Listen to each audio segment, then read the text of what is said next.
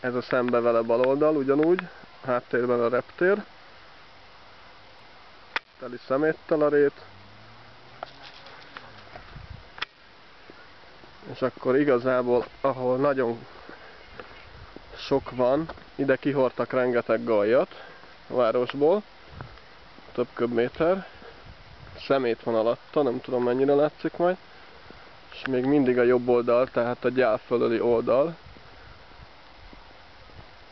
Sites zsákok, több köbméter építési törmelék, hungarocell, rengeteg szemét, komposzt.